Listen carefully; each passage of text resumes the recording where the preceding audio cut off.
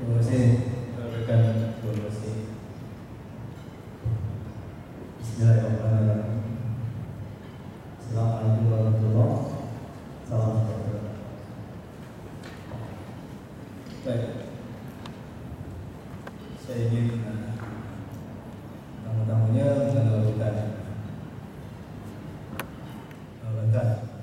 analis yang diundang secara khusus oleh pengambil ke persidangan ekonomi anggaran ekonomi YBhg, dan saya juga menurunkan rekan-rekan hadirin untuk terus bersama dalam sesi forum ini. Baik, sebelum saya memperkenalkan analis,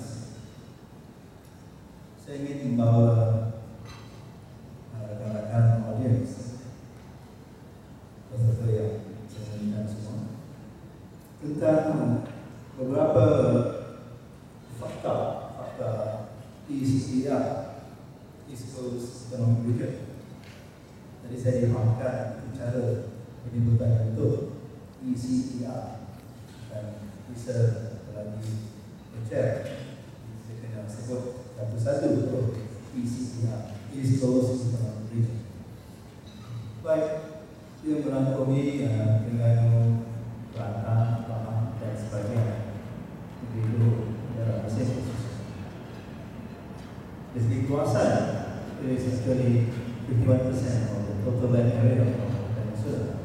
And that's huge. Dan think of sungai yang terpanjang di situ, Sungai Pahang.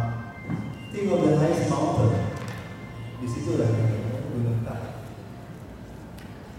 Cakap tentang sumber hutan, kawasan ini juga memiliki the largest forest tract and protected untuk taman negara yang telah dikonservasi sejak zaman penjajahan British dulu, sejak lama sebelum merdeka kita telah observe dan melindungi taman negara. Think about marine parks. Kita ada some of the best marine parks in Malaysia, di Terengganu dan juga di pusat Jamal. Think of agriculture. Saya percaya wilayah ini juga mempunyai keluasan ladang kelapa sawit yang terbesar di Malaysia, dan konsentrasi skim-skim federal juga terdapat. Banyak mungkin yang paling konsentrasi di wilayah timur ini. Begitulah antara fakta kelas wilayah timur, wilayah pantai timur yang menjadikan satu wilayah khas pembangunan ekonomi. Dan dalam konteks segi kulturnya, segi budayanya, is part of the Malaysia area, khususnya negeri Terengganu dan Kuala.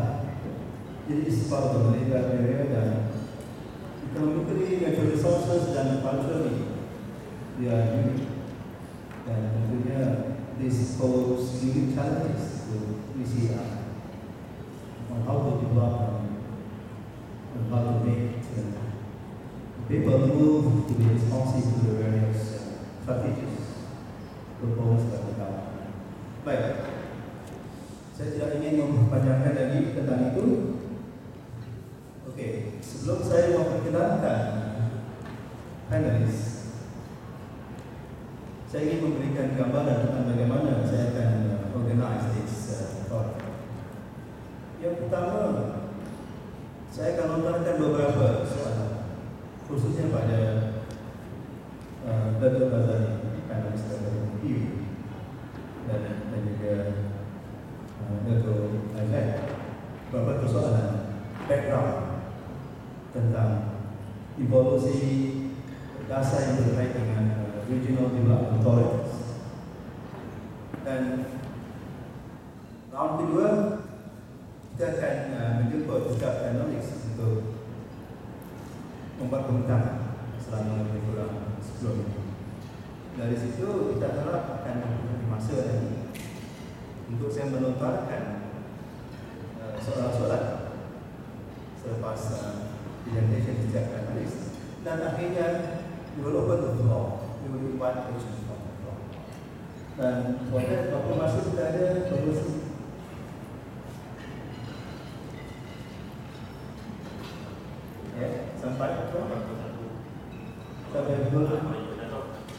Sampai bulan tu saja. Ya, hampir sejam. Baik, kita cuba. Our first panelist yang di paling kanan, Datuk Razali Cikmat. Dia adalah pengarah section pembangunan wilayah di EPU dan ini. Dia mempunyai Masters in Business Administration dari USA dan Bachelor in Economics Business Administration daripada Masters in Business Administration daripada USA dan Bachelor in Economics dari Universitas. Kalau saya tadi pakai spek, kalau nak baca saya kena buka. Baik. Terus kedua, Dato Jebasingam Issace. Dia adalah Ketua Pegawai Eksekutif ECERDC yang bertanggungjawab merancang keseluruhan pembangunan ataupun program ECERDC. Beliau terlibat dengan kerajaan selama 36 tahun in various capacity. Beliau mempunyai first degree dalam bidang building science, masters in town planning, and another masters in development economics. Dan pada ketiga, Profesor Dr. Faizah. Dia sekarang adalah Director of Research Institute dan mempunyai background akademik, Bachelor, Masters dan juga PhD, mainly dalam bidang yang berkaitan dengan sains, zoologi, termasuk juga agriculture. Baik.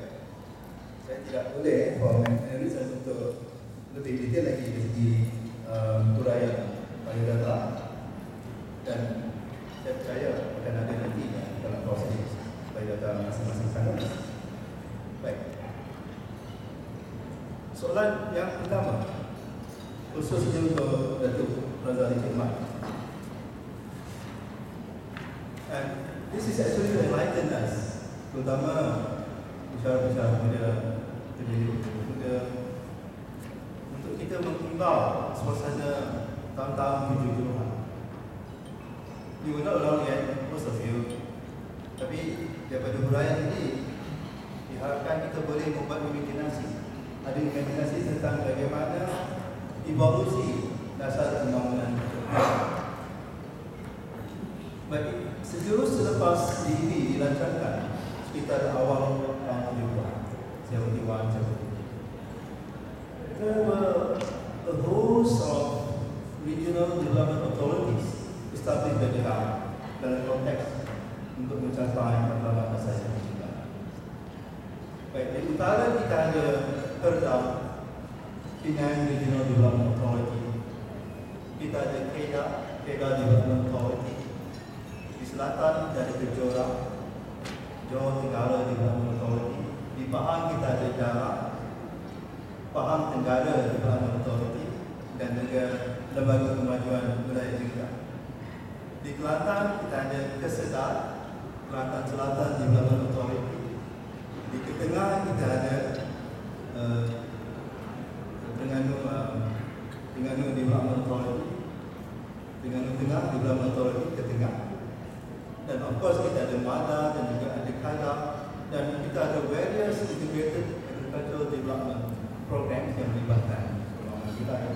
Jadi a host of development authorities at the regional level were established by Negara dalam konteks EPU. Some of these masih lagi exist. Many of these have been reformed ataupun telah dibubarkan. But sekitar tahun 2000 semasa yang berbahagia Tuan Ulama Islami MPN, dia memunculkan konsep Regional Development Authority yang berbentuk koridor, yang berbentuk across states, bukan lagi within states, but across states. Contohnya NCR, the Northern Corridor, dan of course ECER, East Coast Economic Region, cuts across states. Dan juga kita ada di Sabah dan Sarawak dan di Johor, just di Johor lah, of course Sabah Sarawak juga within the states. Baik, saya ingin bertanya pada Datuk Razali, apa sahaja memunculkan, apakah motivasi yang memunculkan ditubuhkan konsep koridor dipak yang cut across state setelah ada lull dalam konteks aktiviti regional development authorities? Itu soal saya pada Datuk Razali. Terima kasih Prof. Bismillahirrahmanirrahim. Assalamualaikum. Good morning. In my slide, I will show you the evolution of the development. I will tell you how. Our regional development program started since 1970. And you already said, you already mentioned that there are 5 regional development projects. It was established then. Because at the time, in line with the current situation then, where there's imbalances between the races and the economy, the community also not really balanced structure. So government decided to introduce or to form this so-called RDAs. But this RDAs only confined to a particular state. For instance, one state and one RDA. Kedah and one, Kelantan and one, Terengganu and one, Johor and one, and Part1. These authorities are given the task to help expediting the development in that area, in situ development. Okay. That's why government creating a lot of these authorities. Similarly, as a time also, they introducing a new language, all until come at the same time. But over the years, we noticed that there's still unbalanced growth in broad region, broad peninsula, Sabah and Sarawak. So because of that, in 2007, government decided to form this so-called corridor economy. Started with Malaysia. The aim was to have a spread in the development. The word spread is very important because we want to make sure that every region in Malaysia will be equally treated in terms of the development program. That was corridor strategy. But then, in around 2011, we realized that we cannot go on the broad base. Because when you talk about spread, you are trying to develop every single inch of the region, to be given focus. But with government constraint, we have to optimize our resources. Government cannot afford to let these authorities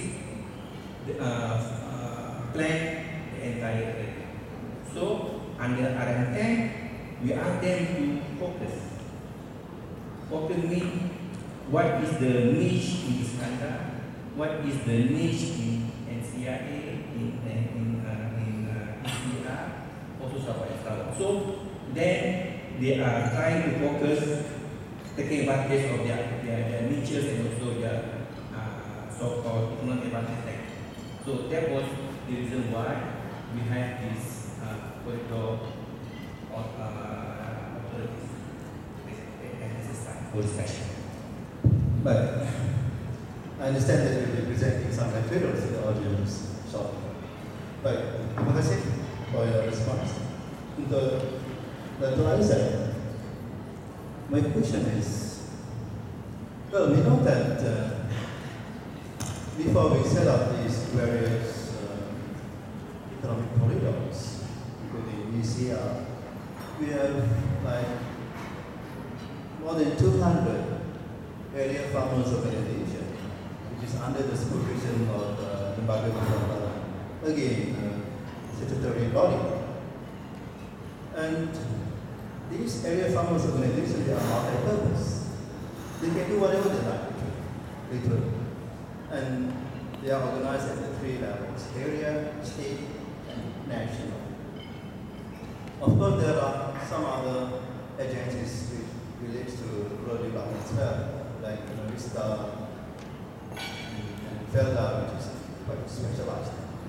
But my question is about LPP, particularly the area level farmers organizations. Now, if you look at how they operation as well as the jurisdiction that they can do in terms of business activities, they can actually do anything. And they can even link up with other states and as well as at the national level. But why? In terms of area development, regional development, the government tends to favor the development of a new entity rather than looking into the existing entities and do some reforms, perhaps a little bit of improvement in terms of legality and area operations based on, say, farmers organization movement, which is owned by the farmers themselves, and they are all over the eastern region of the peninsula. What is your thought about this? I think what we need to understand is the Malaysian economic transformation program vis-a-vis the Western.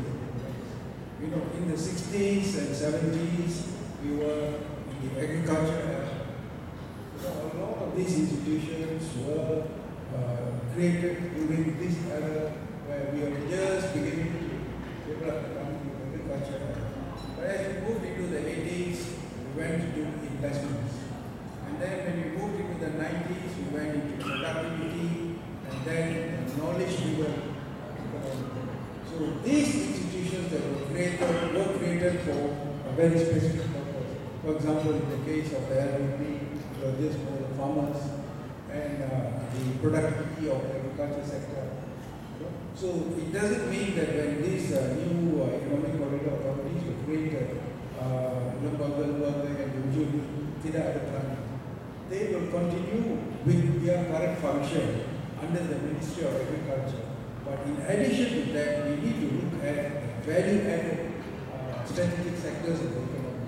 So this is where the economic corridors will play its role in positioning this transformation from agriculture to manufacturing now to the knowledge economy. So there is a particular strategic focus. And so within the framework where we can work with these for example, now we have started this anchor company model. So we work with these local farmers association and tie them up with the anchor company model, where these farmers will become satellite farmers to the anchor company. For example, in Romping, we have the pineapple program. So within that area, we select about 30 satellite farmers in that area. So what is happening now is there is an integration, there's a lateral integration between existing institutions like the LPP with these strategic economic corridors that has been set, and the value add is taking place in that. Okay. Hope that to some extent enlightened you about the background of RVAs, which now evolves into the various corridor-based development. And now I will call upon Dr. Razali to present his materials for perhaps about 10 minutes.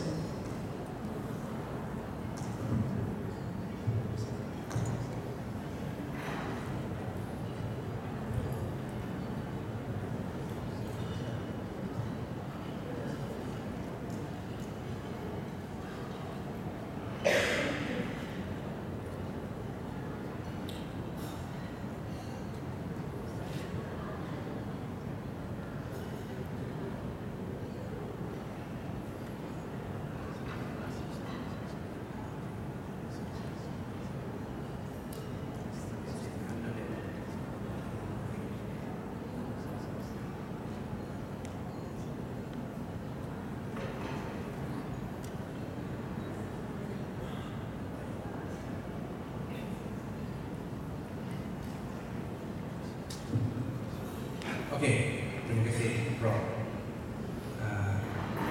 Tadi kita dah dengar tadi some very brief introduction of the regional development ecology of revolution in Malaysia. But before I go to this regional development, there will be my briefing outline. I won't go to the current economic outlook because I think nothing much to say because all in the news. But let me go to this regional development. Sorry.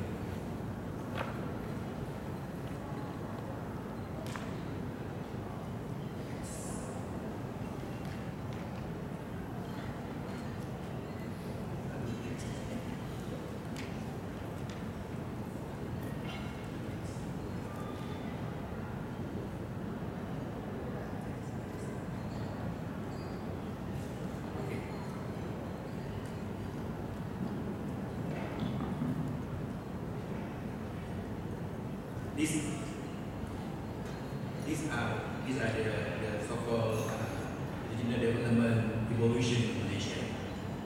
As I mentioned just now, it started in the 1970s with the introduction of this regional development authority and also integrated agriculture development program. Because at that time, the focus of the economy then was on the agriculture sector. But then we realized that as we move on, we cannot only concentrate on agriculture, but we also have to venture into other than agriculture in terms of value-added activities. So in the 1990s, governments are also introducing the so-called joint development initiative with the border countries like Thailand, Indonesia, Brunei, and Philippines. That's why in these years we are introducing what we call regional development or sub-regional development, IPGP, YBhg, and Majlis. Then, as we move forward to 9 Nation Plan, is where the creation of these 5 economic corridors. And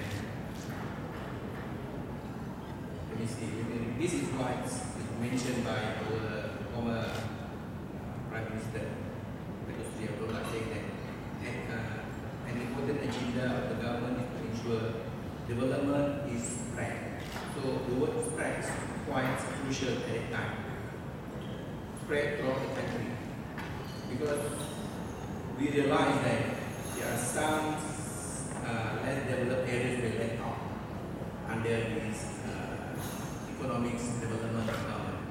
So having learned the experience from the RDAs, that these RDAs are only focusing on localized or local economic activities and also some political agenda. Because of that, we thought that we need to form another level of development agency, what we call economic corridor. So it started with Iskandar, Malaysia, then followed by Northern Corridor, and eventually all 5 are being created within the area.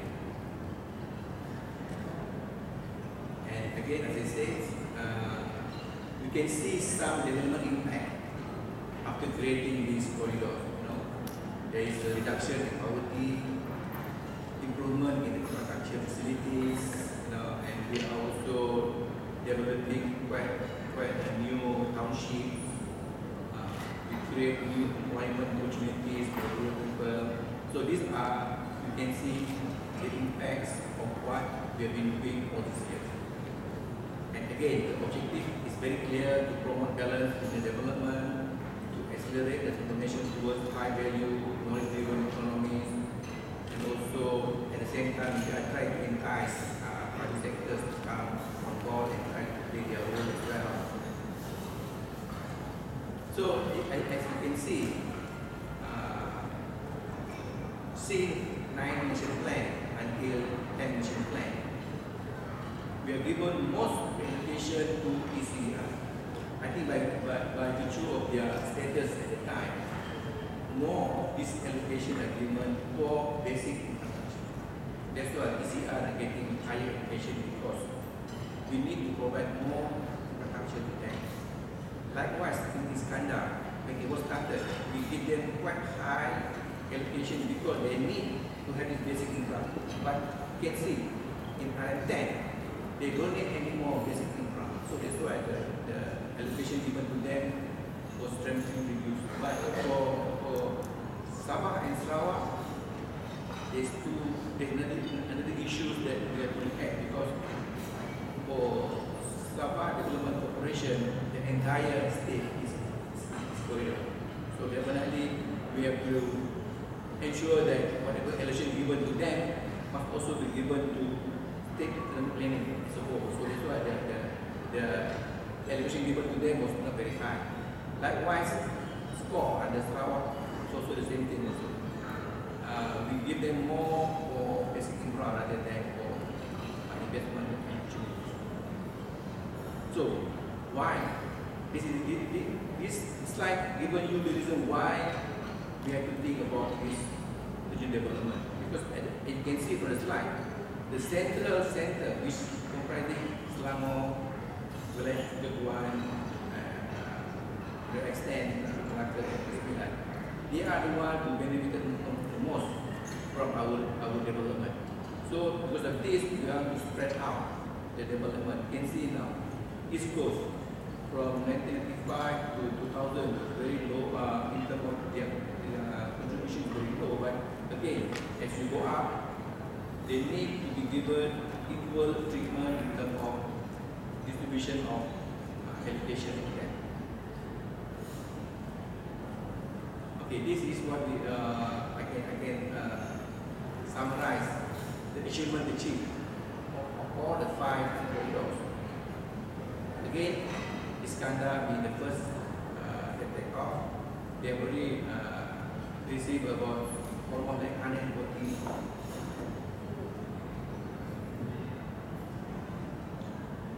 They have received almost 141 million cumulative investment as compared to the other region. ECI in particular, I think Dato will tell you more detail, but at least they already achieved about 68 million investment figures. So overall, you can see this corridor has achieved somewhat